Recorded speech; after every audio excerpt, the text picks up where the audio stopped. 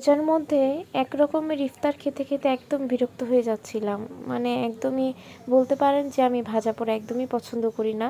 যাই হোক, সারাদিন রোজা রাখার পরে তারপর ভাজা পোড়া খেলে গ্যাস্ট্রিকেরও প্রবলেম হতে পারে, এজন্য এগুলা একটু ইগনোর করাই ভালো। যাই হোক, বৃষ্টি বৃষ্টি ভাব দেখে অনেক খিচুড়ি খেতে ইচ্ছা করতেছিল, তো ভাবলাম একটু খিচুড়ি রান্না করা যায়।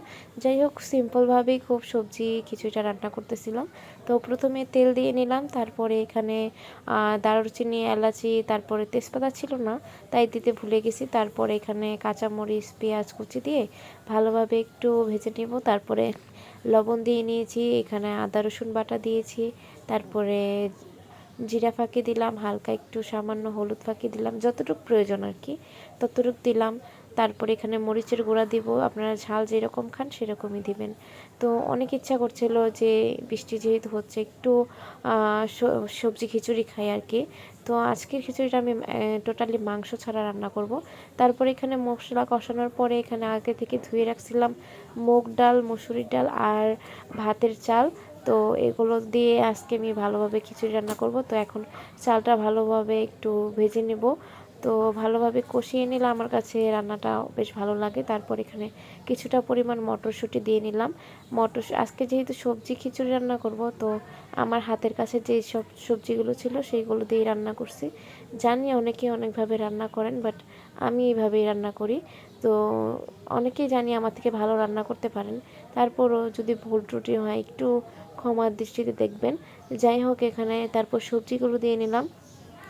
এখানে মিষ্টি কুমড়া, আলু, গাজর, টমেটো এইসব দিয়ে নিছি।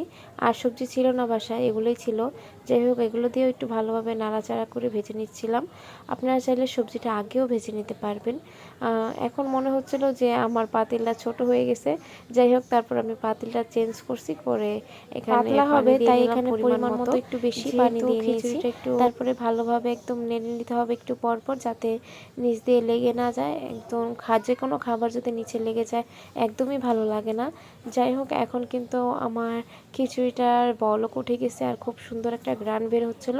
আর এখানে আমি এখন 2-3 প্যাকেট ম্যাজিক মশলা দিয়ে নিব। এটা দিলে কিন্তু আপনার খিচুড়ির টেস্টটা আরও ভালো হবে। আপনারা চাইলে এটা ছাড়াও রান্না করতে পারেন, কিন্তু এটা থেকে রান্না করে খেয়ে দেখবেন অনেক মজা হয়। যাই হোক, এটা দেওয়ার পরে আমি আবার অনেক কিছুক্ষণ রান্না করে নিব আর কি। আপনারা চাইলে নামানোর আগেও দিতে পারেন। যাই হোক, আমি তারপরে দিয়ে নিয়েছি। এই তো এখন আমার খিচুড়িটা প্রায় হয়ে গেছে। সিদ্ধ হয়ে গেলে তারপরে এটা ভালোভাবে আবার একটু নেড়েচেড়ে এখন একটু ঘুটনি দিয়ে ঘুটে দিতে হবে। আপনারা চাইলে এমনিও রাখতে পারেন, যেহেতু আমি সবজিগুলো একটু বড় বড় সাইজ করে কেটে দিয়েছি। একটু যদি ঘুটনি দিয়ে ভালো করে ঘুটে দেওয়া যায় তাহলে কিন্তু খিচুড়িটা অনেক আঠা পিঠা হবে আর খুব ভালো হবে। তারপরে নামানোর আগে আমি কিছুটা ফ্রেশ ধনিয়া পাতা দিয়ে নিলাম। ধনিয়া পাতা দিলে কিন্তু খুব ভালো একটা ফ্লেভার আসবে।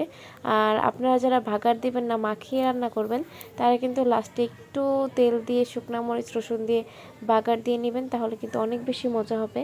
আর মাশাল্লাহ, খিচুড়িটা অনেক বেশি মজা হয়েছিল।